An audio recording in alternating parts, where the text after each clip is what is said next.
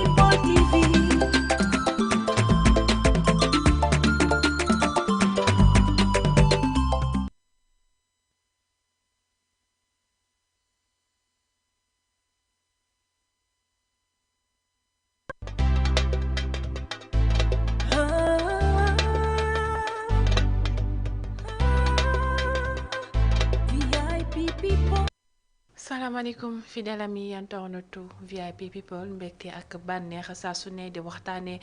tolluwaay réew mi comme ni ñu koy defee lundi bu daal di jot ci seen biir émission pause café waaye tey nag ma daal di ci ànd ak ki nga xamante ni mooy suñu doyen ñu koy wax Amadou Moustapha Gaye moom nag à chaque fois rek comme ni ma koy waxee heure bu ñuy waxtaan bu may partagé moom plateau bi damay am mbégte ak bànneex di ko partagé ak moom ndax askanu Sénégal dañuy xaar li nga xamante ne mooy xalaatam jëm ci li nga xamante ne moo daal di xew ci réew mi doyen maa ngi lay nuyu. di la ziar bu bare bare.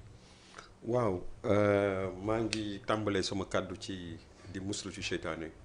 di sant yàlla suñu borom subhanahu wa taala di julli ci yonent bu tedd bi Seydina Muhammad sallallahu alayhi wa sallam di am mbégte nekk Ndeye Fatou ba ma ko mayee ci li nga xam ne tey moom la ñu dëgmal muy màggalu Touba insha allahu taala ñu toll ci fan yi nga xam ne ñoo njëkk ci weeru safar su ma juumulee tey le premier safar wala démb donc tey ma am opportunité bu mel nii di ci ndokkeel nag bépp taalibe murit lu jéggi sax taalibe murit maanaam bépp jullit ak nit koo xam ne rek am na loo gëm sénégalais nga parce que màggalu Tuubaa moom yaakaar naa ni xew-xew la bu nga xam ni dafa intéressé bépp doomu Sénégal parce que ndam la pour bépp doomu Sénégal li nga xam ne Serigne Touba daf ci waxoon ni bu ñëwatee màggal gi anniversaire wu nattu yi ko daloon nañ ko ci sant la yàlla kon ñu tàmbali weeru safar bi di ñaan yàlla aussi mu yóbbu ñu ci jàmm incha allah ci màggal gannaaw loolu di la delloo nuyoo di am mbégte saa su nekk rek di waaxu si ba fii di bokk ak yéen maanaam interprétation décryptage actualité bi nga xam ne moom moo l'actualité brûlante di nuyu internautes yi nga xam ne yëpp ñoo ñuy seetaan ci biir réew mi ak ci bitim réew voilà di ñaan yàlla nag lépp lu ñu fi wax rek mu doon ay kàddu yoo xam ni dana jëriñ doomu Sénégal yëpp askan wi yëpp maanaam.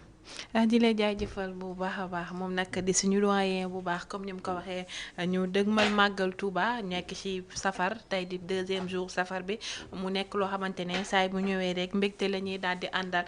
di waaj li nga xamante ne mooy màggal Touba bi comme ni ko nit ñi di waxee léegi ñu quitté Sénégal dem fële nga xamante ne mooy Touba waaj li nga xamante ne jëm ci màggal gi ndax dafa nekk loo xamante ne mbégte la mbégte bépp jullit rawatina ñi nga xamante ne tey ñooy wax ne que ne ay murid lañ jëmale ko si li nga xamante ne mooy yoon bi nga xamante ne Cheikh Ahmadou Bamba Khadim Rassoul moo daal ñu koy tracé waaye tey waxtaan bi tey dañ koy daal di dooree jëmale ko si li nga xamante ne nemmeeku nañ ko ku mel ni Waly Diouf Bodian mu yëkkati ay kàddu encore une fois jëmale waat ko si li nga xamante ne mooy parti bi nga xamante ne mooy parti bii di APR ndaxte mu ngi wax que ne ay ndaw ñoo daal di ñàkk ci seen ay bakkan li nga xamante ne mooy des milliards yoo xamante ne mu ngi wax que ne dañ koo daal di détourné muy wax que ne li nga xamante ne mooy parti bi di APR amatul sax lu warut a amati place li ñuy woowee ci jëmale ko ci chaîne politique bi tey bu ñu gisee encore une fois ku mel ni Waly Diouf à chaque fois rek bu génnee day mel ni day xaaj ci jëmale ko si li nga xamante ne mooy parti bi di APR tey gis-gis bi nga xamante ne am nga ko jëmale ko ci kàddoom yi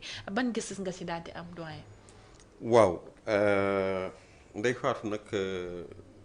ngóor soosu moom. ay la yéwén man foog naa ni bokk naa ci nag bari naa ci ay morom. ndax xam naa ni même ñi nga xam ni sax dañu nekk ci biir langue boobu ñuy wax Pastef te nite as lëf xam naa ni war na leen nekk na benn poids bu rëy ci ñoom. waaw parce que d'abord dafa yiwul du nit ku yiw parce que du nitu jàmm aussi nitu fitna la nga xam ni Sénégal yëpp dañu ràññee ci moom fitna xam nga wolof dafay wax naan lu fees ci xol tuuru ci jëmm la ju nga xam ni boo ko nee jàkk xol rek nga xam ni am na ayib donte sax maanaam doomu aadama yëpp amu ci koo xam ne rek mucc na ci loolu. te ku ci nekk tamit sa bos war na laa doy wax dëgg yàlla mais moom dafa nekk lu flagrant loo xam ni toujours bu waxee rek parce que loolu li ñu koy nattee mooy nit koo xam ni doo wax mukk jàmm toujours li ngay wax day yee fitna problème lay indi donc miin nañ ko ci moom saa su nekk rek bu génnee daal di wax loo xam ni nit ñi dañuy jël seen loxo mu dar seen gémmiñ mais dañ koy xamal rek ne ko parti bu ñuy tas bu ko gisee du ko xàmmee. waaw ndax parti bu ñuy tas mooy parti boo xam ni dafa day dox ci lu xam ni dafa safaanoo ak li nga xam ne moom mooy charte yi nga xam ne moo tëral parti politique. ci réew te yaakaar naa ni bu amee parti bu nga xam ne daf koy matale dëgg ci loolu. waxuma ni ñun rek la de waaye kenn du dem bàyyi ñu. APR moom parteem mooy parti bu nga xam ne insurrectionniste parti boo xam ni dafa taxaw ci biir Sénégal jàppoon ni xeex ak fitna moo koy jox pouvoir la preuve barki dem rek dégg nga kenn ci ñoom mu ni te pas des moindres muy ki nga xam ne moom mooy seen leader politique muy Ousmane Sonko président de Pastef. mu taxaw ni di fàttali président de la République ak ñi mu àndal ñeneen ñi di leen fàttali ni ñoom fitna moo leen indi ci pouvoir kon bu fekkee ni dañuy séentu parti bu ñu war a tas parce que parti fitna la yaakaar naa ni Pastef moo ci jiitu waaw ndax déjà tasoon nañ ko fi sax ndax fitna ju mu indi ci réew mi indi fi insurrection indi fi ay jiixi jaaxa yoo xam ne ay nit dee ci et tout atteinte à la sûreté de l'État ñu jàpp ñu condamné leen ci ba tax ñu dal di tas parti ba gouvernement bi daal di jël décision tasoon parti bi xëy na nag bëgg jàmm ak bëgg maanaam bennoo Sénégal nit ñi dellu siwaat seen xel ñu reprendre lépp compteur yi à zéro moo tax kii nga xam ne moo fi nekkoon président de la République di son excellence Macky Sall daal di indi woon loi boobu nga xam ne mooy loi d'amnistie ba tax na cause yooyu taxoon ñu tasoon maanaam Pastef yooyu yëpp ñu daal di ci jël tànk teg ko ci daal di leen bàyyiwaat encore ñu mener seen activité donc waxu Waly Diouf Bodian man dama jàpp ni jarul tontu parce que li tax jarul tontu mooy am na ñu nga xam ni ab ay la yéwén il faut afficher le mépris à leur égard voilà man je pense que c'est un personnage bu nga xam ni face à un personnage comme ça il faut afficher le mépris le plus total et je pense que le mépris le plus total sa forme la plus éloquente c'est le silence quelqu'un comme Waly Diouf Bodian normalement ne mérite même pas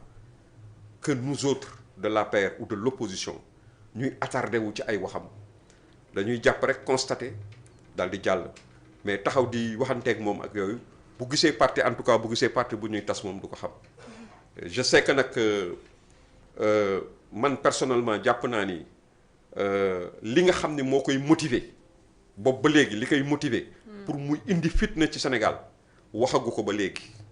te ñi ngi xaar nag mu wax li tax mu am ce regain d'activité pour essayer di yeet fitna ci Sénégal parce que am na lu nga xam ne xëy na waxagu ko Sénégalais yépp li tax muy def loolu parce que dafa yéeme ko xam ni yaay borom caq yéen a nekk ci nguur gi nga xam ne dañuy yaakaar ci yéen vous êtes normalement les garants de la paix de la stabilité su fekkee ni yéen da ngeen nekk ci posture ñiy yee fitna ñu nga xam ne yow li ngay wax yépp fitna lay indi parce que APR ñoom nañu fàtte ni 54% de 7 millions de personnes yu voté ñoom ñoo leen voteel te ñu nit am nañu ñu voteel lañ ñu voteel xam nañu ñaata la boo jëlee 100% nga dindi ci 54% la ca des yépp opposition Sénégal la te loolu lu néew la ci askanu Sénégal lu néew a néew ci 18 millions de Sénégalais na fàtte loolu moo gën toujours ñuy taxaw naan le peuple sénégalais c'est une infime partie du peuple sénégalais qui a été acteur dans cette élection à travers cette élection dégg nga donc nañu delloo ci seen xel parce que tamit li may wax nii nit ku am xel il suffit pas d'être intelligent pour savoir que ceux qui sont au pouvoir aujourd'hui c'est eux qui doivent être les garants de la stabilité et de la paix sociale dans un pays. Mais si ces gens-là, par contre, c'est eux-mêmes aujourd'hui qui constituent les menaces réelles de toute paix et de toute stabilité dans ce pays, c'est qu'il y a anguille sous roche. Et ça, il faudrait effectivement qu'ils soient honnêtes avec eux-mêmes et qu'ils nous disent effectivement qu'est-ce qui les motive. Qu'est-ce qui diantre fait que aujourd'hui ñoom ñu taxaw ci tànku dëkk bi jaxasoo dëkk bi salfaañew parce que lu day ni APR boo nee da nga koy tas loolu yaa ngi indi fitna boo xam ni xëy na am na loo xal tax lu tax loolu nga yëkkati loolu am na loo ci jublu mais ñun li ñuy wax mooy réew mi réewu démocratie la réewu jàmm la réewu maanaam jàmm la en réalité et donc képp koo xam ne rek bëgg nga fi yee fitna ça va se retourner contre toi man daal loolu laay wax ci lu jëm ci jëmm jooju nga xam ne moom mooy ki nga ma tudd léegi nga xam ne man turam sax bëgguma ko tudd yàlla xam na ni bëgguma sax tudd turam parce que dama dem ba xam nga nit ki da ngay dem ba xam ni en fait c'est un ennemi de la paix et de la stabilité au Sénégal il est en train de jouer un rôle boo xam ni vraiment jëmmam rek boo ko xoolee xam ni il répond à ce rôle quoi voilà le casting est divin voilà nit la koo xam ni il suffit de le regarder pour xam ni xolam baaxul te it yéenewul jàmm Sénégal parce que ku yéene jàmm Sénégal doo jéem a xalaat ay fitna di fi jóg à chaque fois dans gémmiñam buy génn bu lu ciy génn rek maanaam lu safaanu la waaw c'est vraiment malheureux voilà. mu nekk loo xamante ne à chaque fois rek bii mooy ñaar yoon muy génne di wax jëmale ko si li nga xamante ne mooy parti bi que dañ ko war a dissoudre warul ndax li ñuy woowee existence am waratut a am mais doyen gis à chaque fois rek bu ñu génnee dañuy fàttaliwaat li nga xamante ne mooy nit yi nga xamante ne ñàkk nañ seen ay bakkan te gisoon nañ benn instant ñoom ñoo am li nga xamante ne tey avantage yi jëmalewaat ngir leeralaat lumière bi nga xamante ne jëm ci nit yi daal di génn àdduna mais au moment bi nga xamante ne ñu ngi ko fi doon xaar ngir mbir moomu daal di leer dañ fay indi woon un droit interprétatif tey bu loolu dem na ñu daal di koy rejeter mais teewul à chaque fois rek ñu ngi daal di leeralal est-ce que mbir moom mi nga xamante ne moo jëm ci mbir yi nit ñi daal di génnoon àdduna moom sax Wally mu ngi koy daal di wax ci 80 personnes yi nga xamante ne génn nañ fi àdduna est-ce que jotut lumière daal di def ci mbir moomu bu ko defee tey mbir moomu kenn dootu ko waxati tey ci langue politique bi. waaw xam nga man dama jàpp ni. en réalité. ñoom ñi nga xam ne tey ñoo xam nga loolu waxoon nañ ko fi nekkoon na fi benn débat bu fi imposé woon nit ñi di ci wax guddi di ci wax bëccëg naan dañu war a abroger loi bi ñun ci suñu bopp 90% des gens qui étaient dans l'ancienne majorité dañu jàppoon dañ ci sax xawoon mere le président Macky Sall pour acte boobu mu def dañ ko ci xawoon a mere parce que dañu jàpp ne am na ñu nga xam ni def nañu ay jëf ci réew mi jëf yoo xam ni ça doit servir de leçon à toute la classe politique sénégalaise d'aujourd'hui et de demain ñun dañu jàpp ni ça devait être une leçon boo xam ni képp koo xam ni jógati nga bala sa xel di dem ci indi fitna ci Sénégal bu indi conséquences yu mel noonu da nga ci réfléchir à 2 fois avant nga koy def ñun loolu la ñu jàppoon moo tax ñu bari ci ñun à commencer par moi-même ba loi boobu jibee rek dama ni man day ànduma ci loi boobu je le réitère mosuma ci ànd donte nag dem naa ba ci biir avec le recul j'ai compris quelles sont les motivations profondes qui ont animé le président Macky Sall ba mu mën a ñëw taxaw indi maanaam loi bu mel noonu muy jàmm ndax jàmm moom ci la lépp xaj. ak lu mu metti rek nit ñi bu ñu amulee lu ñu lekk lu ñu naan sax mais nañu am jàmm nekk di vivre en toute tranquillité amul rayante ci seen biir amul fantasiro ci seen biir loolu mooy tax yàlla yërmande yàlla wàcc ci askan. donc fort de tout ça mu bëgg Sénégal de am départ bu bees moom it en tant que chef d'État mu jóge fi ci jàmm ak salaam parce que dafa décidé woon ni du nekk candidat donc conditions yi yëpp la bëggoon dajale pour que Sénégal maanaam nit ñi seen volonté bi nga xam ne moom la jàpp na ni ñi ci ëpp loolu la ñu exprimer woon ci ñi nga xam ne dañuy war a voter bala yu demee noonu mooy ni ñii comme dañu bëgg nguur gi te daj nañ ci lu ne nañ leen dem suñu gañee élection ñu xam ne ñoo gañee élection donc bi loolu amee ñoom ñu dem ba ci au début ñu commencé doon wax naan dañu war a abroger loi bi ñoom ci seen bopp ñu fekk si leen ci ne leen effectivement lii ngeen di wax au moins côté boobu ñun d'accord nañ ceeg yéen dañu war a abroger loi bi parce que tamit dafa am loo xam ni man jàpp naa ni violence c'est par la violence il faut régler ça par la violence bi may wax mooy lu nga xam ni lu am la buñ ci maslaa nañ ko régler benn yoon mu féete boor ñépp loolu la ñu xalaatoon ne xëy na buñ ko régler une bonne fois pour toutes mu am une commission vérité ensuite réconciliation am ak yu demee noonu comme ni mu amee ci yenn pays yi loolu lu ñu doon rafetlu la et ci loolu vraiment nous avons été très cohérents l'opposition sénégalaise a été très cohérente par rapport à ça ndax boo ko seetloo opposition Sénégal dem na ba déposer au bureau de l'Assemblée nationale benn maanaam loi benn comment dirais-je proposition de loi pour l'abrogation de la loi d'amnistie et je pense que c'était d'abord député majorité opposition bi nekkoon l'ancienne majorité nekk tey tête de ëppale ci kii opposition bi yaakaar naa ni ñoom ñoo ko posé muy Ami Ndiaye ñii bi foog naa moo njëkk posé loolu kenn wuyu ko ci Thierno Alassane Sall est revenu n'est-ce pas un chef de parti membre de l'opposition est revenu pour poser ce débat au niveau de l'Assemblée def proposition de loi ñu coupe-circuiter proposition de loi boobu dugal ci une loi interprétative de l'abrogation de la loi d'amnistie c'était le meilleur moyen de tuer cette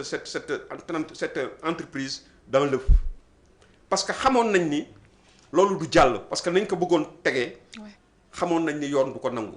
te bu ko yoon nanguwul je pense que li tax mu bloqué wu aujourd'hui mooy li tax yoon nanguwu ko c'est parce que su fekkee ni rejeté nañ ko noonu rek loi baag loolu yëpp dañ koy daal di boole rejeté waale muy loo xam ni ils l'ont fait exprès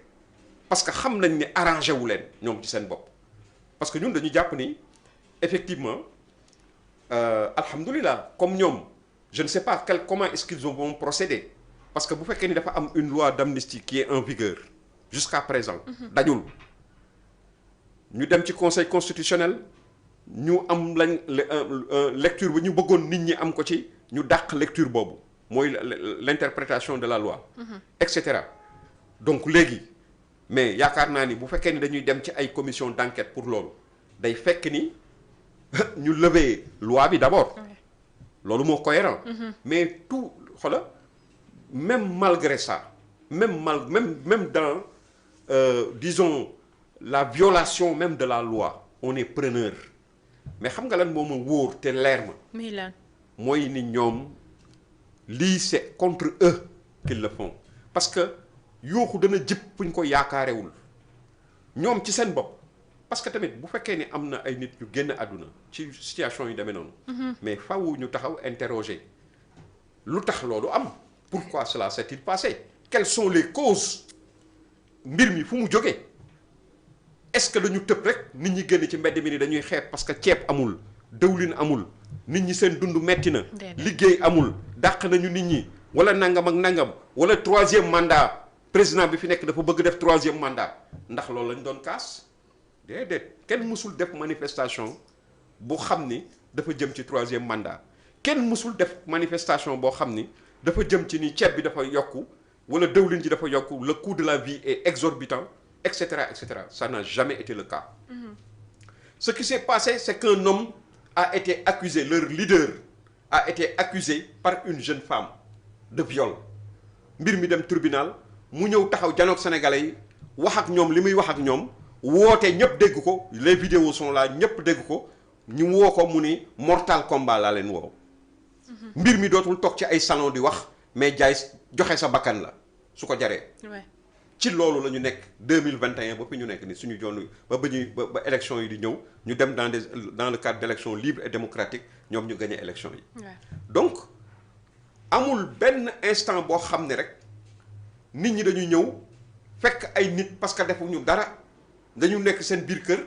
amuñu dara lu ñu leen reproché ñu jàpp leen dugal ci kaso wala ñu nangam ak nangam. te it ba ci ñi nga xam ne dañu génn àddina yàlla dafa def seen bakkan rot ci. ñuy massawu seen njaboot ba léegi parce que njaboot googu yëpp suñu njaboot la. parce que lépp lu nga xam ne si suñu biir kër yi la ku ci nekk mënoon na arrivé sa doom parce que suñu biir kër yi am na suñu ay doom yoo xam ni ci waa Pastef la ñu bokk wala suñu ay jarbaat wala suñu ay frères. wala suñu ay sœurs. donc c'est nous dans nous ñun ñëpp a ko métitlu mais li ñu constaté mooy même la société civile sénégalaise. en l'occurrence Pape Makhtar Gueye bu Jamra wax na ko amul benn bal boo xam ni retiré nañ ko ci nit mu génn àdduna ñu ni bal bi balu force de sécurité et de défense la gis nañ ni ci à plusieurs occasions des gens sont morts à des lieux déterminés yoo xam ne il n'y avait même pas la police les forces de sécurité et de défense n'est-ce pas mësuñu jàpp bu fekkoon mës nañu jàpp sax benn yoon un élément de l'APR n'est-ce pas ou de l'opposition ci ay manifestations l'opposition n'a jamais participé à des manifestations ou contré des manifestations jamais li am mooy yaakaaroon naa ni bu ñu gisee force de police et de défense yi nga xam ne amoon nañu fale ca Cambérène ca bërki Dembo Ndiaye ba xale yooyu di ñàkk seen bakkan ñu gis ay force de parce que ñoom dañ doon wax naan ay numéro 9 bi yëre mayoo la sol nangam yaakaaroon naa ni ba ñu gisee nit ku wàcc ci auto police bërki démb sous Jomaay wàcc ci téye fetalam yaakaar naa ni war nañu delloo seen xel xam ni loolu vraiment force de police yi dafa am ñuy sol yëre civil am ñuy sol yëre takk der fi may daanee la ci côté boobu Ndeye Fatou mooy que ni en réalité boo ko seetloo ñoom ils ne parlent pas dañu toog bu xam nga fan yi ils sont éprouvés fan yi dañu sonn fan yi sa waay lu ñëw rek wëlbatiku ci seen kaw n'est-ce pas mere nañu justice bi lu nekk ñu ngi koy yekk le ministre de la justice le président d'abord de la république la ñu taxaw amul lu ñu koy dul yekk suba ba ngoon jot ba tey amul ku ci génnul maanaam joxañ baaraam le président de la république le ministre de la justice ils disent que dañ ko war a dàq le ministre de l'intérieur nee nañ dañ ko war a dàq loolu moom mooy seen revendication parce que nee nañu ñii dañu war a tas conseil constitutionnel c'est ce qu'ils disent c'est ça leur discours aujourd'hui mais aujourd'hui qu'est-ce qui fait que discours boobu am tout d'un coup ñu delloo siwaat ay affaires yu mel noonu je leur dis qu'ils ne parlent pas le même langage que leur leader Ousmane Sonko président de PASTEF ñaari génn yi mu fi génn bu mujj bi mu fiy waxul waxu ñi génn àdduna taxawul ni dañ leen war a rendre justice déedéet il n'a pas tenu ce discours ce dont il parle c'est de son avenir politique et de sa protection en tant que homme d'État bu mu yaakaar ni les gens ne doivent pas mën a jot ci moom que le président mooy seetaan ñuy jot ci moom loolu lay wax ak tamit que ni moom il sera candidat advienne que pourra il sera candidat même su fekkee ni cour constitutionnelle maanaam le conseil constitutionnel wax na ni effectivement rabat d'arrêt bi dàq na ko pour moom conséquences yi mu mun a jur yëpp yoonam newu ci parce que n'importe comment il sera candidat c'est ce qu'il dit mais curieusement au lieu de parler de ça ñoom ils veulent déterrer ils veulent réveiller encore ce vieux débat boo xam ne mi ngi nekk suñu ginnaaw bëgg ko indiwaat sur la sellette pour mën a essayer de distraire les Sénégalais ça ne passera pas parce que ça va se retourner contre vous nañ leen ci dem ba ca biir a biir danañu xam mbir mi fu mu jóge lu ko sooke lu tax mu am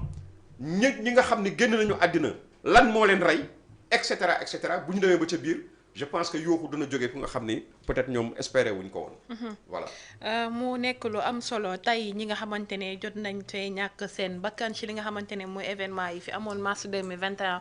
ba mars 2024 li nga xamante ne gis nañ ko à chaque fois rek bu ñu génnee dañ ci daal di joxañ baaraamu tuuma ci ñi nga xamante ne tey ñoo fi nekkoon démb tey jiite woon li nga xamante ne mooy réew mi mais nag di leen fàttaliwaat tey li nga xamante ne mooy avantage yi mbir mi daal di leer jëmale ko ci ñi jot a ñàkk seen bakkan tey ñoom ñëpp tey ñoom ñoo yor li nga xamante ne tey mooy pouvoir bi ngir mbir moomu daal di leer tey bu mbir mi waree leer rek jàpp nañ ne suba sax war na mën a leer ndaxte lépp loo xamante ne war na mën a leeral mbir mi tey ñu ngi ko téye amee ñu ngi yor assemblée nationale ñu ngi yor li nga xamante ñoo yor majorité li nga xamante ne moo jëm ci assemblée nationale te jàpp nañ ne ñi nga xamante ne génn nañ àdduna aussi te ay njaboot soxla nañu ay lumière jëmale ko si li nga xamante ne mooy circonstance yu ñu génnee àdduna di fàttaliwaat li nga xamante ne moo fi daal di xewoon ci jamono jooju ba ñu bari daal di ci ñàkk seen ay bakkan mu nekk loo xamante ne kenn rafetlu ko benn yoon si li nga xamante ne moo daal di xewoon waaye li nga xamante ne nemmeeku nañ ko ci semaine bi mu nekk tension bu métti ci biir parti bi nga xamante ne mooy parti bi di Pastef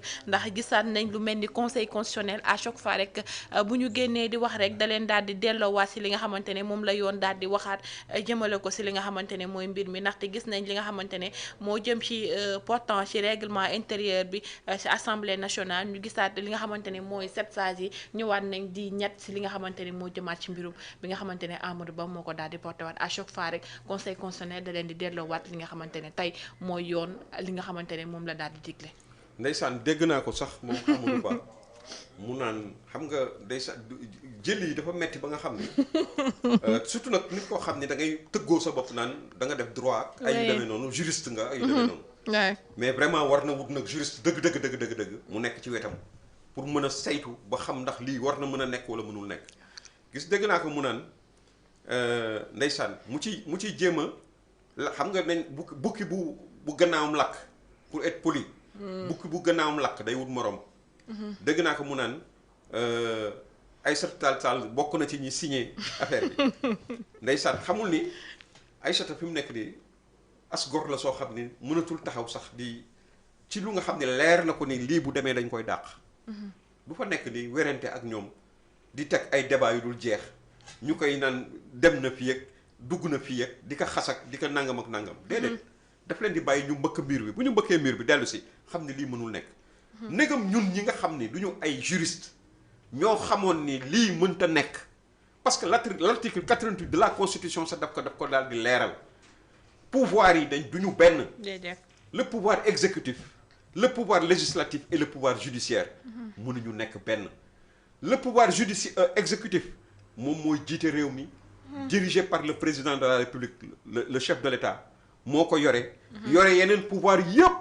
moo leen yore moom mooy yore cëggal guyam moom mooy ki nga xam ni moom mooy maanaam le garant de la constitution c'est lui qui est le chef supérieur des armées mooy chef supérieur de la justice aussi ak loolu yëpp moom ci loxoom la nekk. mais ku ci nekk da nga am autonomie boo xam ni dafay wuteeg sa morom. parlementaires yi seen liggéey maanaam l'assemblée parce que du ñu sax parlementaires yi ndax bal bu amoon Sénat yooyu sax ñu mën ko tuddee loolu mais mën nañu ni les députés à l'Assemblée nationale seen rôle mooy ñoom ñu contrôler l'action du gouvernement. voter loi yi n'est-ce pas. loolu moom mooy seen rôle mais ñëw taxaw dugg ci ki nga xam ñu nga xam ni ñoom lépp luy yoon. ñoom ñoo koy dogal ñooy seet ndax lii dëppoo na ak constitution wala dëppoowul ak constitution ñoom ñooy juger ay nit ci seen âme et intime conviction loolu la ñu wax. âme et intime conviction nga bëgg ay nit ñoo xam ni ñu mel ni ki ay Cheikh Bara Ndiaye ak ñeneen ak ñeneen ak ñeneen ah. ñu xam droit ñu xamul droit ñëpp jaxasoo. nga bëgg leen bëgg ci woo ñooñu taxawal leen ci biir assemblée nationale kooku il fallait vraiment soxlawul woon sax nga am xam-xam ci wàllu droit wala yoon wala cohérence rek la laaj pour nga mën a xam ni loolu du jàll mënul woon jàll. donc moo tax ku mel ni ki l'opposition ak ñooñu ñëpp bàyyi leen di leen seetaan ak conseil constitutionnel xam ne bu ñu demee ca conseil constitutionnel dafa leen di dàq ci biti. donc léegi sax gis naa ñuy jéem a wax naan la mu dàq bariwul ñeent la ci dàq nangam ak nangam. Pour te dire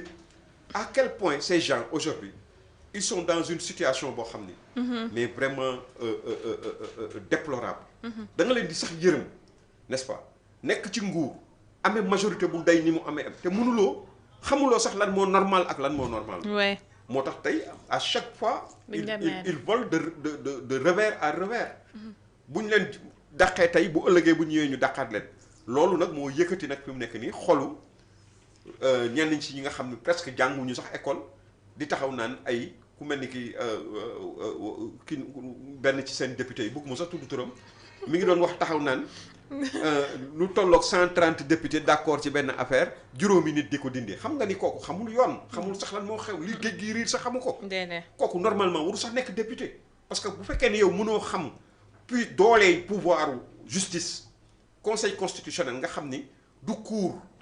mais wax droit rek moo ko indi vérifier ndax li ñu wax dëppoo na ak constitution bi moo ko tax a jóg. leneen taxu koo jóg.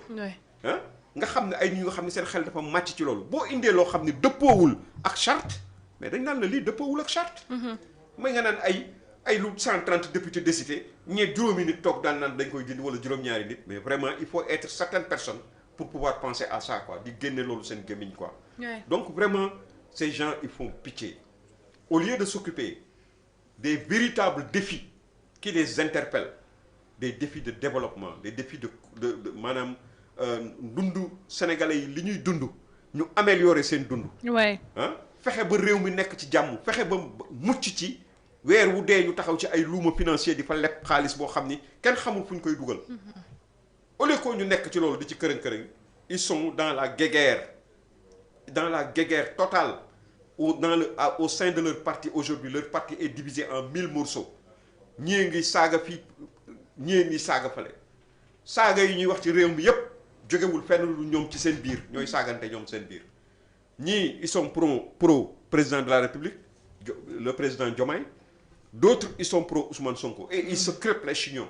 Chaque jour que Dieu fait boo duggee ci toile bi da nga naan sax ñii est-ce que réellement mooy ñama xamoon démb ak bërki dem. Sonko Diomaye mooy Sonko. Donc c'est eux entre eux qui sont en train de se machiner. de se s'auto-flageller. Mais ñun amuñu ci benn responsabilité. Ñun on est en train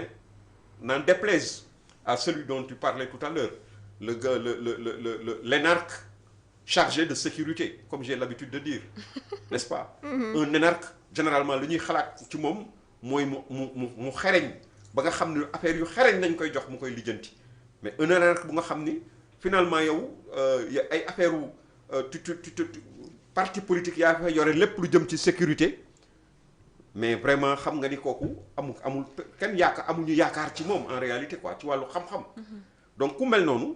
tey bu fekkee ne day wax naan ay parti bi dañ ko war a tas ak ay parti bale dañ ko war a tas vraiment je du ma ci sax dellu si quoi vraiment. Voilà parce que il ne le mérite même pas. Voilà mérité wul sax suñu attention sax la mérité wul. Yàlla xam na ni man boo ma ko laajee woon turam sax du ma ko tudd. Waaw parce que tamit vraiment am na nit ñu nga xam ne dañu xeebu ci jëmm xeebu ci lépp boo leen nee jàkk xol rek xam ni ñii duñu ay nit yoo xam ni maara day taali voilà. Nit dafay penc boo ci nekkee da ngay rafetal sa taxawaay ci biir penc mi di wax lu nit mën a dégg. di dox jàmm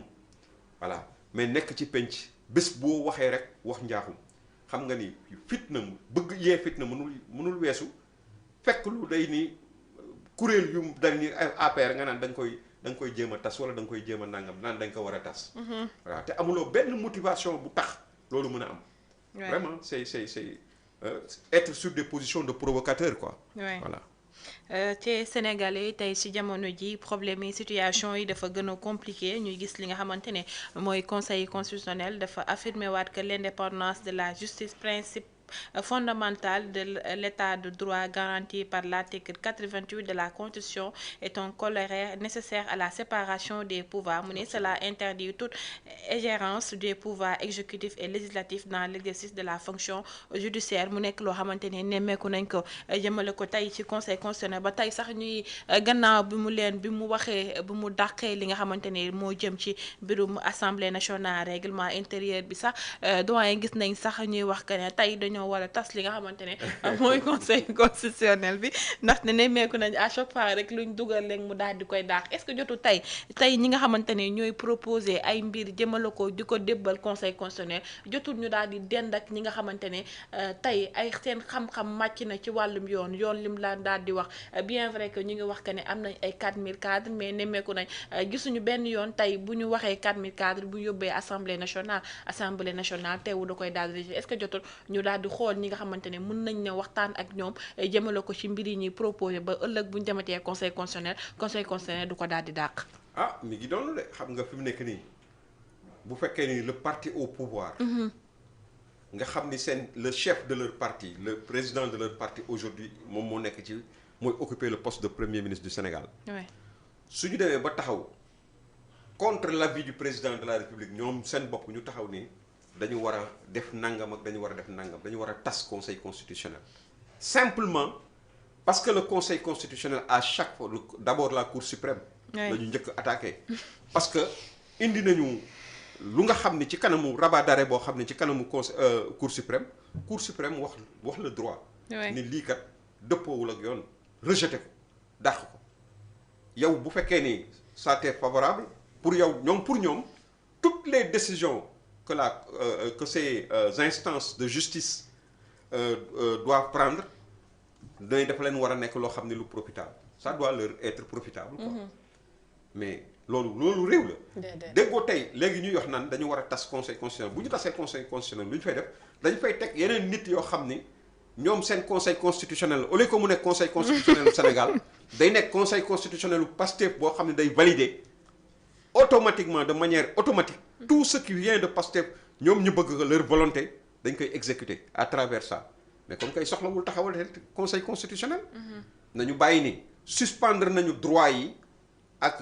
justice ak constitution. ak lépp suspendre nañ ko. léegi lu daal la volonté du parti Pastef moom la ñuy appliquer au Sénégal loolu kay moo kuy daanu kay jël ma ne cëpp man daanu moo gën a gaaw ci nu nga koy waxee sax xaw ma am na nu ñu koy waxee. olof langage olof bi. mais pour te dire que ces gens-là vraiment ils sont tu as l'impression que da nga naan ñii fan la ñu jógee ban planète la ñu jógee. mais un pays bu nga xam dafa am conseil constitutionnel am parce que le conseil constitutionnel a tranché à ta défaveur en disant le droit nga ni dañ ko war a tas à quelle fin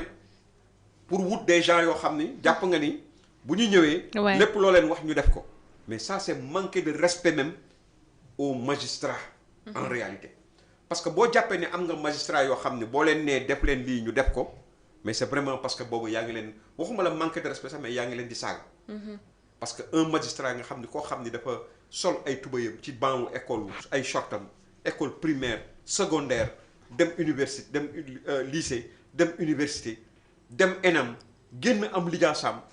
nekk nit koo xam ni dafa am ay attributs yoo xam ne suñu borom la tukkee muy atte nga ñëw taxaw bëgg ni ko nag atte suivant yow ni nga ko bëggee. mais pas suivant ni ko yoon waxee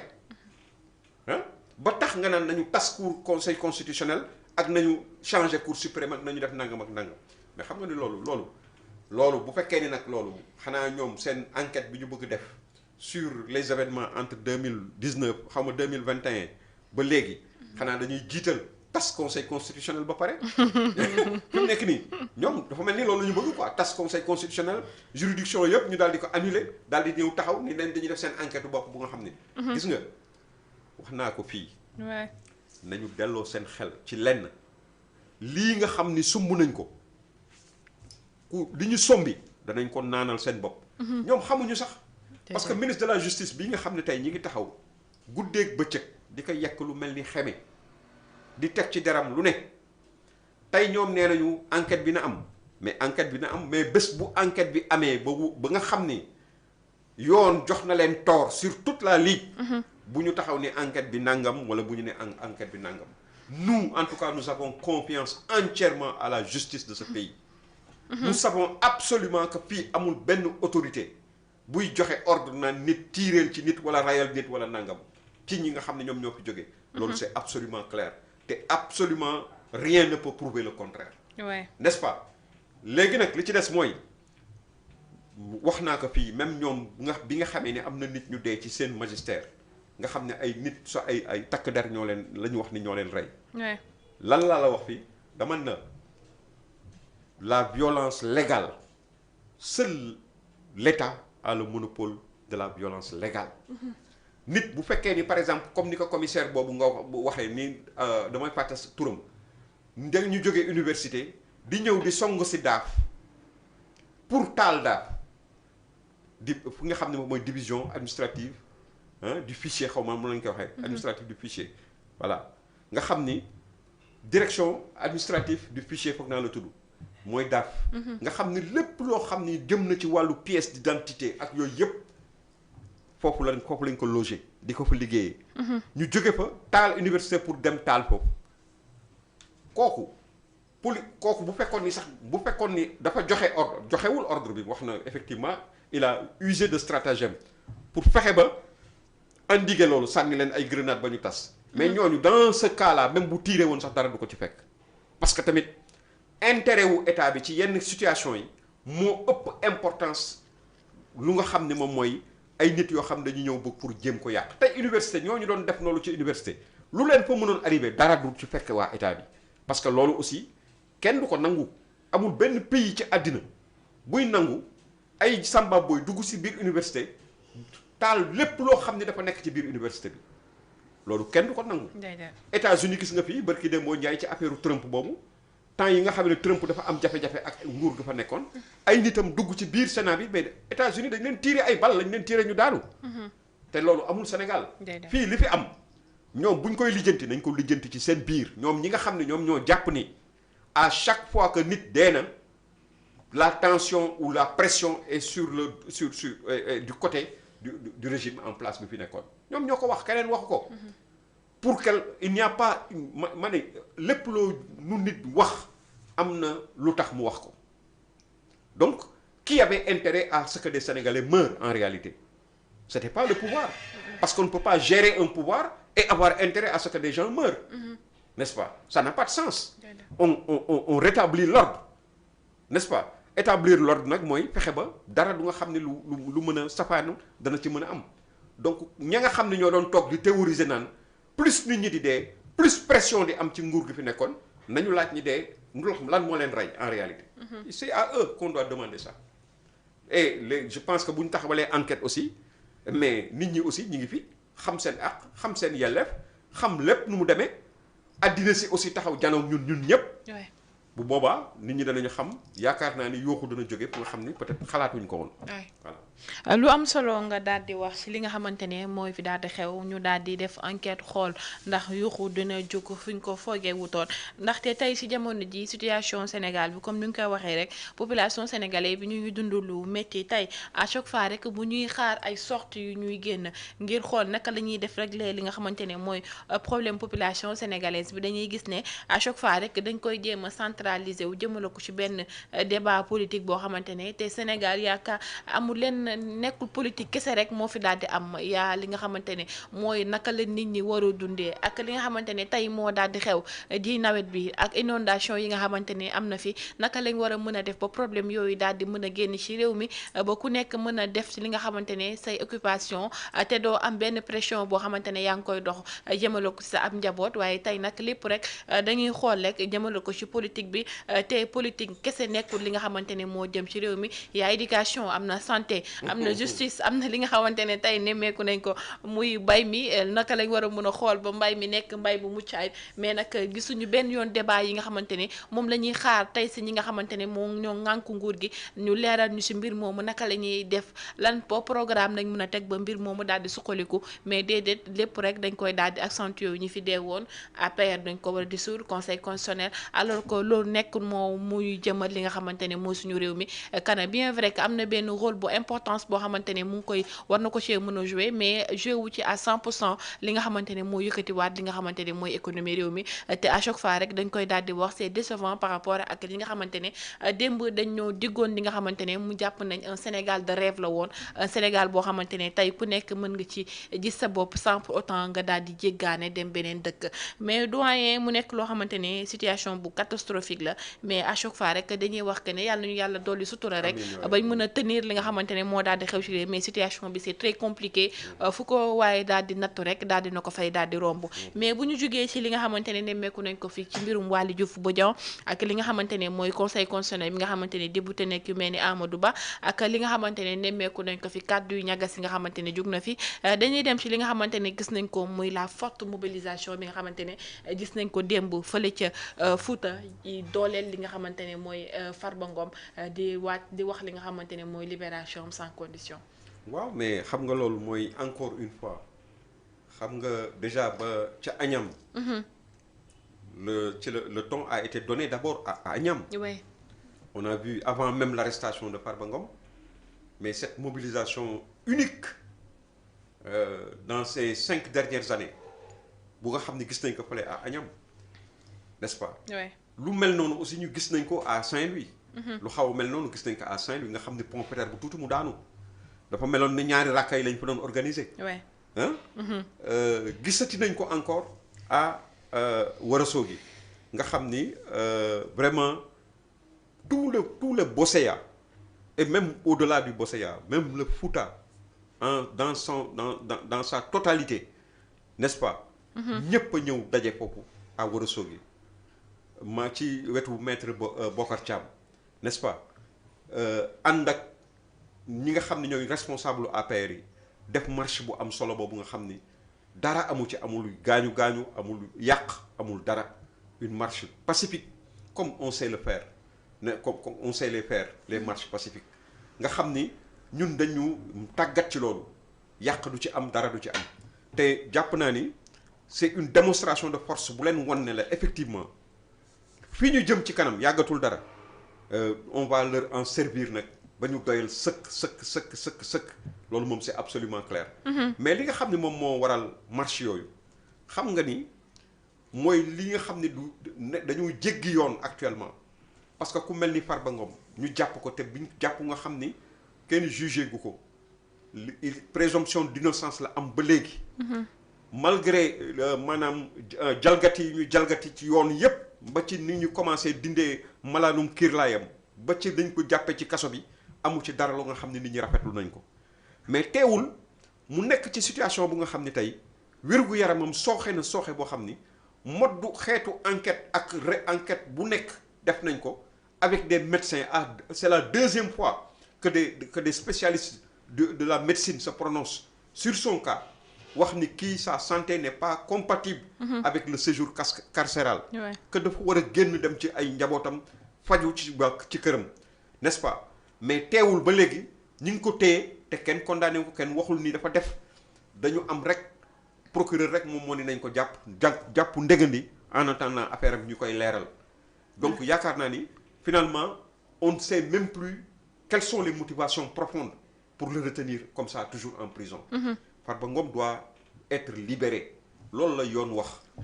yoonu Sénégal moo ko wax c'est la loi qui le dit waxuma ay personnes mais ce sont des termes de la loi nit koo xam ne dañ la jàpp te sa santé c'est pas compatible avec nekk ci biir kaso dañ la war a génne sa biir kër am na ay dispositions yoo xam ni yoon jël na ko ba nga xam ni à chaque fois bu la yoon soxlaa dana la mën a woo nga ñëw wuy si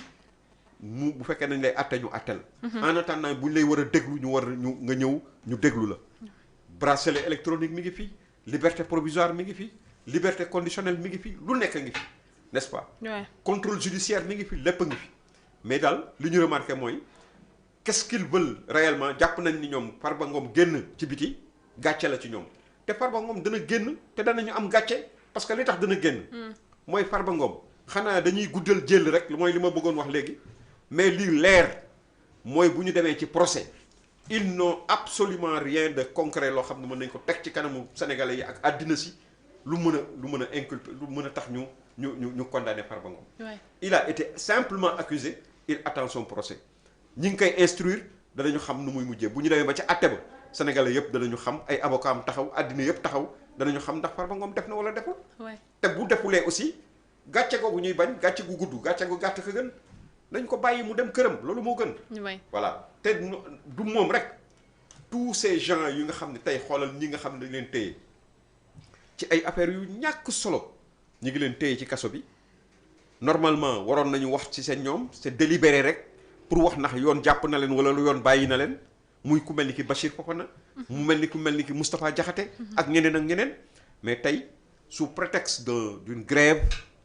des greffiers ils sont toujours maintenus. Qui sont ces greffiers en réalité? On ne sait même pas. Qui est derrière ce machin-là? On ne sait même pas.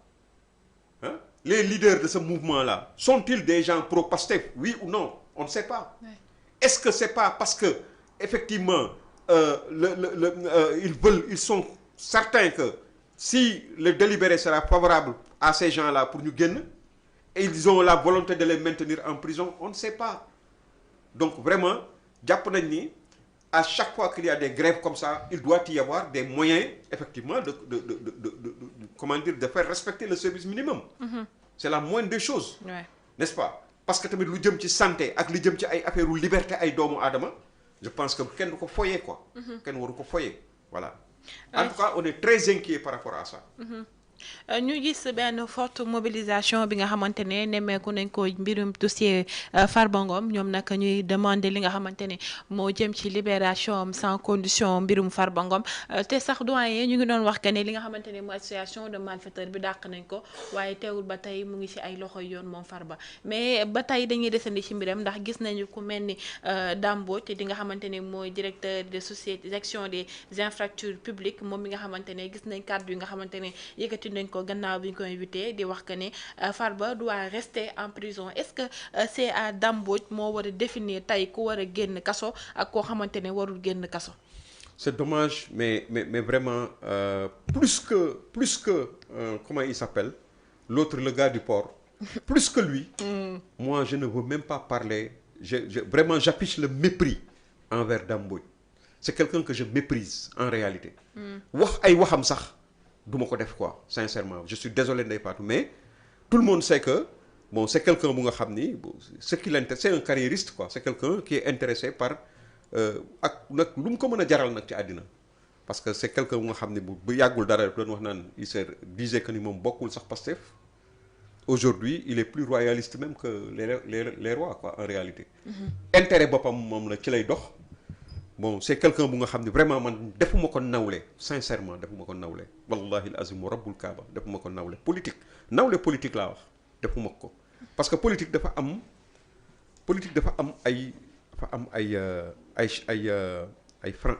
ay charte nit ki lépp lu nga xam da nga koy def war nga am éthique teg ko ci kaw maanaam éthique véritablement mais nit ki bu fekkee ni yow da ngay def loo xam ni da nga nangoo jël ndaare ci lépp di waxal say moroom loo xam ni kenn du ko ci wax wala di am posture yoo xam ni ñëpp ku la xool jéppi la loolu yan nañ ci yàlla musal sincèrement man de du ma ko defal kenn li muy def nii du ma ko defal doomu aadama ci kaw suuf du ma ko defal sa sama bopp sama intérêt bopp sa jaraluma loolu waxantuma la ak intérêt ay ñeneen quoi voilà mais toog nit ku nekk ci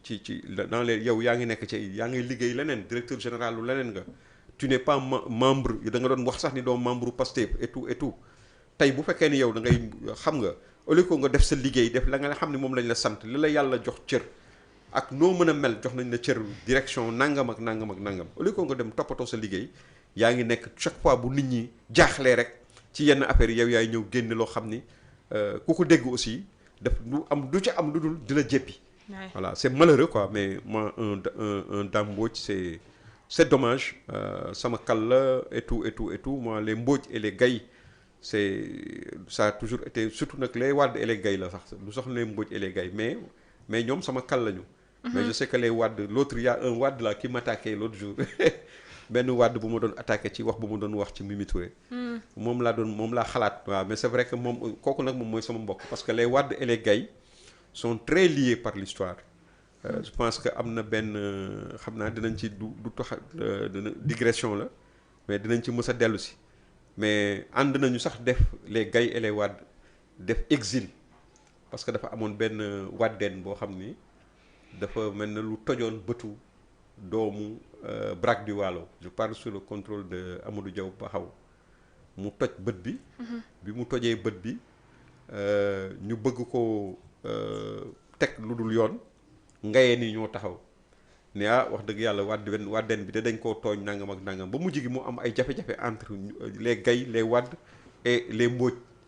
le Braque du Waalo finalement les Gaye et les Wade dañu ànd dem defi exil je pense que ils ont fait un exil ensemble au Fouta avant de revenir encore au Waalo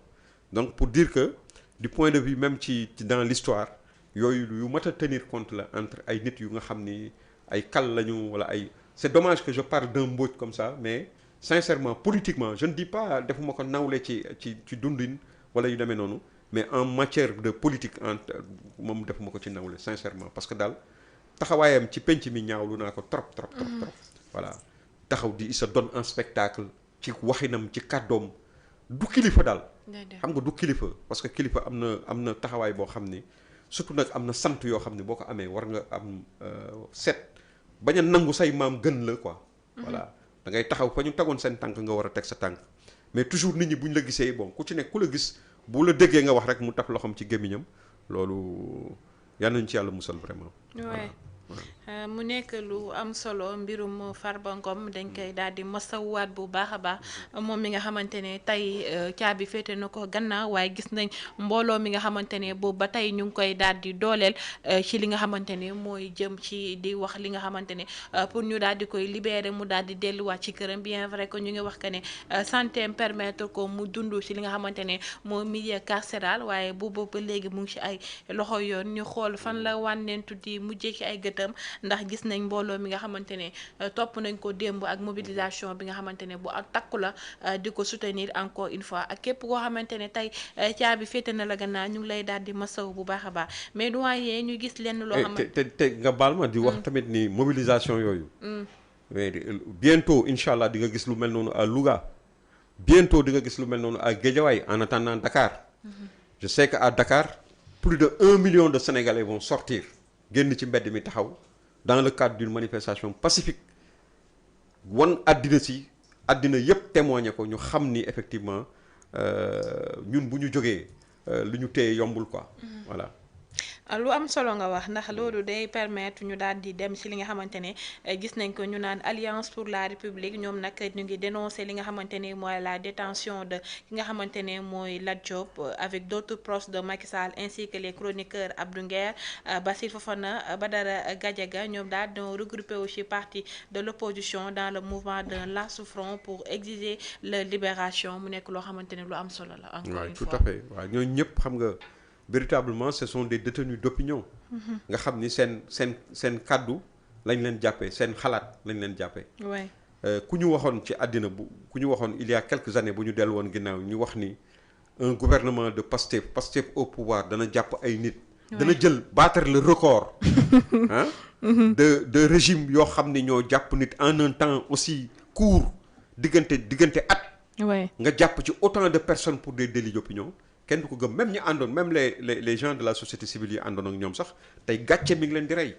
voilà ils sont finalement dañu dem boobu ñoom seen bopp dañu leen mujj di leen saaga actuellement ay Alioune Tine ak ay affaires yu demee noonu te ñooñu ku ne xam na ni ñoom ñoo leen doon défendre démb ak bërki démb voilà tey aujourd'hui ils ont battu tous les records kenn mësul gis lu mel nii alors que c'est des gens qui disaient que l'article 80 je prends les termes du premier ministre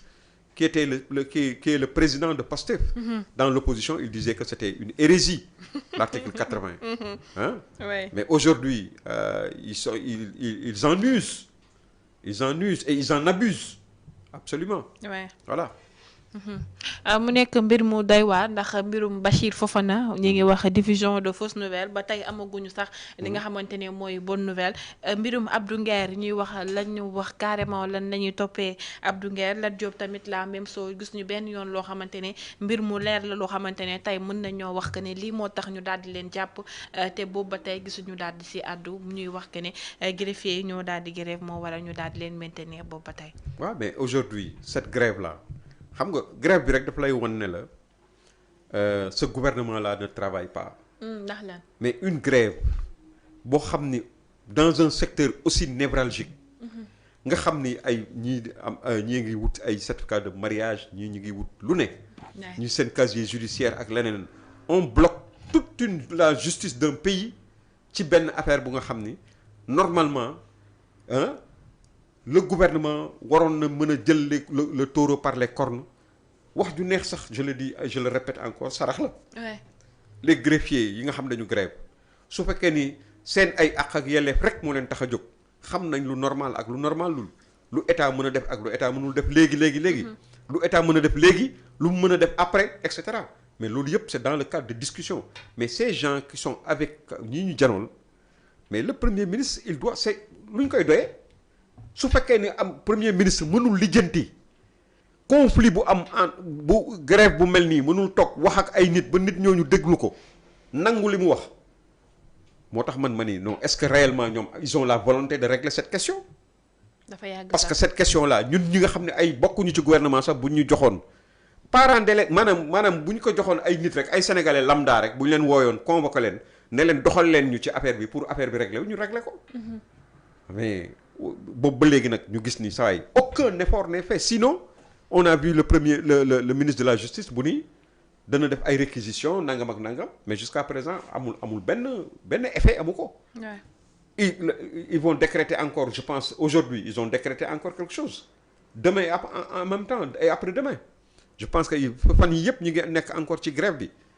donc loolu vraiment gis nañu ñoom l'ancien régime ba mu fi nekkee grève bu enseignants yi waa SAES ni mu amee woon nga xam ne ñoom dañ ko donnoon ci régime bi fi nekkoon parce que l'État c'est une continuité mais dañu jël le taureau par les cornes toog le président de la République moo toog waxtaan ak ñoom le premier ministre moo toog waxtaan ak ñoom jox leen ay garanties wóor avec un ministre de l'enseignement supérieur boo xam ni mais macha allah je pense que Mamadou Talla la woon quelqu'un boo xam ni les gens dañ koy déglu parce que am na woyefte gi simple na nekk na nit koo xam ni amul benn jafe-jafe nit ñu déglu ko mu wax ak ñoom jël ay garanties te boobu ca la ñu gëjee gis grève des enseignants ba régime bi jeex amatul grève des enseignants parce que la ñu waxoon yépp ak ñoom dañ koy respecter comme il le faut le président était garant du respect des accords contractés donc je pense que aujourd'hui il est grand temps que le premier ministre vraiment li tax ñuy fay le contribuable sénégalais di ko fay xaalis di ko jox petit palais bu mu dëkk di ko jox oto bu muy dawal di ko jox carburant bu muy dugal ci otoom muy dugg ci suñu ay avion di dem di dellu si mais looloo tax ñu jox ko du leneen il n'a qu'à faire son travail voilà moo gën ay di régler ay des questions de politique politicienne te grève bi boobu ba tey gis ñu benn yoon ñu daal di ci àddu xool naka lañ war a mën a saafarawee mbir mi xool trouver solution le plus tôt possible tax tey ñi nekk tey caabi daal di leen féete gannaaw dañ leen di masawu rek lañ mën ci jamono ji di xool ndax ki nga xamante ne tey mooy suñu premier ministre wala soit ki nga xamante ne mooy suñu président de la république ndax dinañ dox ay tànk jéego ba mbir moomu daal di saafaraw le plus tôt possible ndaxte tey ñi nga xamante ne ñu nga fa ñu ngi xaar grève bi daal di mën a jeex ñu daal di mën a délibéré benn yoon mu daal di jeex ndax ku mel ni Bachir boobu ba tey ñu ngi wax diffusion de fausses nouvelles te ba tey xaaruñ gisaguñu nouvelle bi nga xamante ne moo daal di génn ci ay mbiram ki nga xamante ne tey mooy Lat Diop boobu ba tey mbir mi dépassé na sax li nga xamante ne moom la ñuy wax instruction bu fa mbir daal di demee ndaxte boobu ba léegi ñu ngi wax que ne ëpp na sax li nga xamante ne mooy 8 mois bi nga ko jàppee ak léegi mu nekk loo xamante ne ba tey rafetlu wuñu ko benn yoon waaye ñu gis ñi nga xamante ne tey ñooy parti mouvement bi nga xamante ne mooy Y'en a marre ñu daal di délaisser li nga xamante ne la politique au profil li nga xamante ne moo jëm ci mbirum social ndax jàpp nañ ne est-ce que mbirum social bi gënta ñoñal askanu Sénégal ka tey mbirum politique bi ndax ku nekk def nga constat boo xamante ne lépp loo xamante ne mu ngi yëngu ci wàllum social tey dafa daal di desandi bu baax a baax que li nga xamante ne moo jëm ci politique bi. waaw xam nga Y'en a marre c'est une société civile quoi. En principe c'est une société civile. oui boo xam ni li ko tax a jóg li ci ëpp mooy au-delà de li nga wax léegi côté social am na ci certainement. mais li ëpp li tax muy activé wu en fait mooy ak yelleefu doomu aadama yi ak les questions de démocratie et de citoyenneté quoi. oui loolu moom moo ko tax a jóg. et je pense que dernièrement ñi ngi doon ñaawlu sax yenn saa yi taxawaayam parce que xam nga société civile warul ànd ak état. déedéet. warul ànd sax ak opposition warul ànd ak état société civile dafa war a taxaw tëddee njaaxaanaay maanaam lépp loo xam ni lu ñuy def la lu nga xam ni dafay fell ci àq ak yelleefu doomu aadama société civile loolu moom mooy prérogative bi mu taxawu ñi nga xam ni ay néew ji doole lañu ci askan. lépp loo xam ni justice la loo xam ni dañ ko jéem a salfaañe mu taxaw xar ci tànku tubayam. je pense que aujourd'hui il n'est jamais trop tard pour bien faire. am na jamono yi ci ginnaaw gisoon nañu am nañu taxawaay bu nga xam ni bien que nag le Y en a marre d'aujourd'hui n'est pas le Y en a marre d'antan. Aujourd'hui c'est fissuré ça va dans truc am na dafa daanaka dafa pour utiliser le mot dafa tas ñi nga xam parce que li tax mooy ku mel ni nga ki leen jiite woon tey Fadel Barro macha allah moom mi ngi taxaw ci c'est assumé politiquement il a un parti politique c'est un garçon moi que personnellement que j'estime beaucoup nit la ko nga xam ni mi ngi ci yoon mi ngi ci tànk yu am solo la taxawee ku mel ni ki kilifa gannaaw loolu ko fi daloon gis nga ko dafa daal di radicaliser wu la ko fi daloon ci affaire passeport yooyu ak yooyu biñ koy wane ci oto boobu mu toogoon ak compter xaalis ak yu demee noonu ñu naan dafay jaay visa xaw ma day jaay xaw ma lan ba mu dem ci yoon ba mu xaw ma dafa nekkoon en instance wala yu demee noonu gis nañu daal de plus en plus dafa radicaliser wu wutali Pastef mu wut moom fu mu bokk ci wàllu politique ñeneen ñi ñu mel ni ñoom Cyril moom on les voit ñoom ils veulent coûte que coûte maintenir la ligne originelle ak ñoom Malal la ligne originelle de Y en a marre n'est-ce pas mooy lan mooy taxawu askanu Sénégal voilà bañ a am parparloo bañ a jël ku am doole rek fekk ku am doole nga naan da nga koy dooleel ñu mel ni ki ñoom ñeneen ñi nga xam ni ku mel ni ki ay xale boobu mu tudd léegi ki sant Seck Mbessane Seck ñu naan ko kilifa moom dafa daal di féete am fu mu féete ba sax day attaqué sax ñi nga xam ne ñoom la àndaloon démb ak bërki démb mais aujourd'hui nga xam ne temps posture yi nga xam ne bërki démb gis naa ñu taxawal waa RTS yi ñi nga xam ni mooy ñooñu ñu dàq ci seen liggéeyukaay de manière indue de manière injuste plutôt ñooñu ñi ngi leen taxawu chaque fois bu ñu wootee Y en a marre a ngi taxaw seen wet tey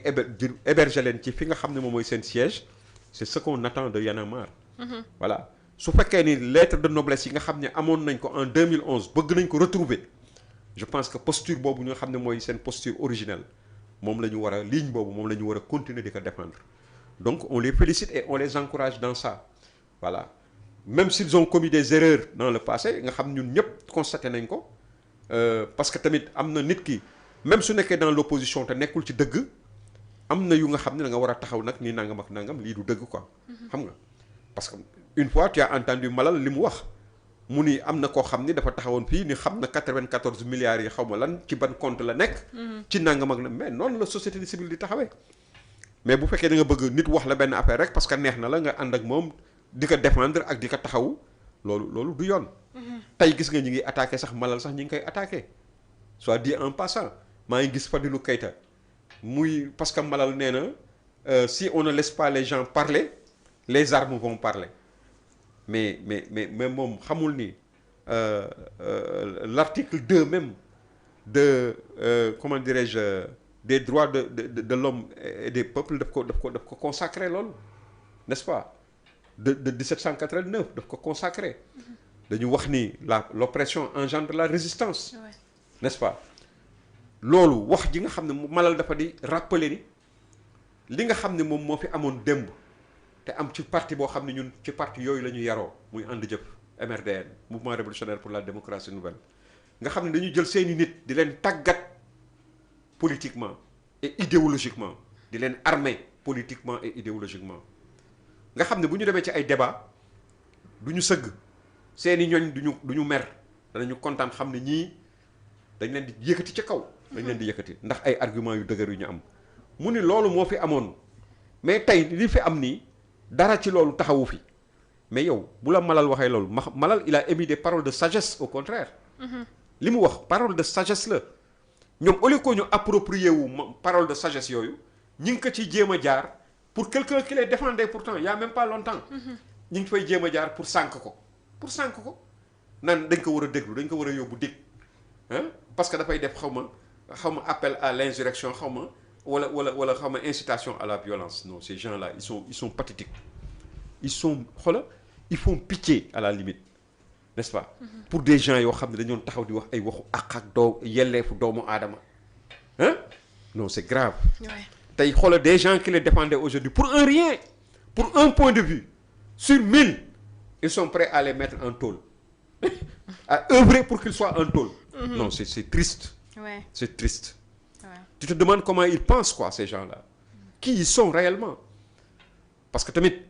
la loi de la contradiction, qu'est-ce qu'ils en font? Ku sañ ni waaw war nga sañ ni déet. Voilà. mu nekk lu am solo ndax ku xam parti mouvement bi nga xamante ni mooy Y'en a marre mu nekkoon mouvement boo xamante ne ñëpp dañ leen doon bàyyi xel ndaxte dañoo gisoon ne dañ doon xeex ay causes yu noble nekk auprès de la population waaye tey gis nañ ay nit yoo xamante ne tey ñu bari dañoo faree tey si ñi nga xamante ne mooy parti bi mais ki nga xamante ne tey gis nañ ko muy Thiat gis nañ ko barki démb muy laajte aussi comme niñ ko lam demandé sànq ci mbirum Abdou Nguer muy wax que ne nañ ko wax réellement lan la Abdou Nguer def ci li nga xamante ne mooy mbir bi ba tey caabi daal di koy féetee gannaaw mu nekk loo xamante ne ay combat yu noble yoo xamante ne dañ ko daan porté tey ñëpp di wax que ne est-ce que nekkul tey di waral ay seen ay nit dem fële moo waral tey seen silence bi mu nekk silence boo xamante ne ñëpp bu bari daal di nañ ko nemmeeku waaye doyen waxtaan bi neexoon na lool maa ngi lay jaajëfal bu baax a baax. jërëjëf merci beaucoup. En fait di tàggoo ak internautes yi ci bésu tey bii rek di ñaan yàlla mu wane la waat ñu ci jàmm incha allah ci beneen occasion. di baalu àq ñëpp te di baal àq ñëpp di la gërëm ci invitation bi di ñaan yàlla teg loxoom ci Sénégal. amiin amiin yàlla dimbali Sénégal ba képp koo xam ne amee nga sa fitna bëgg ko jëmale ci réew mi yàlla mu dellu ci yow. fitna googu dellu ci yow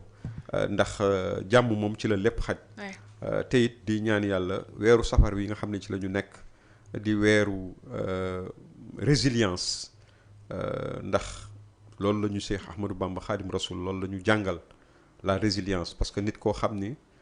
da nga taamu bés bi la yàlla tegee nattu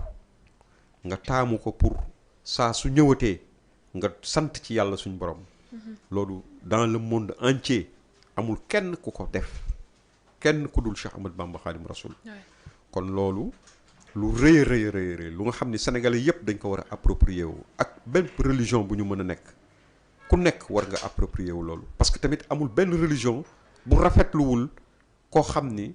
abdan shakuran la quoi fu mu toll mi ngi sant boromam.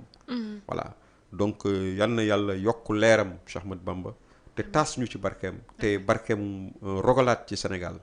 ba jàmm ju sedd guy am fi.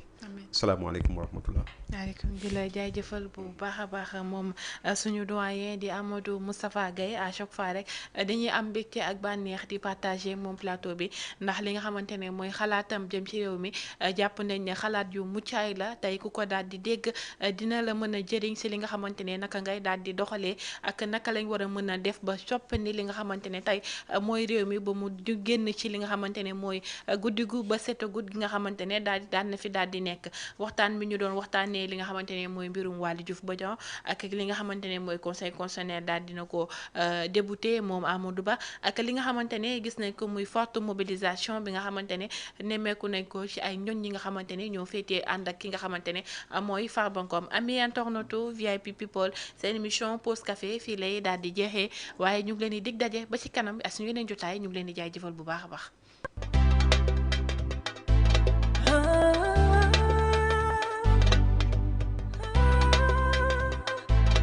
guddi gi maam moomee guddi gi ñoom ñoo ko moomee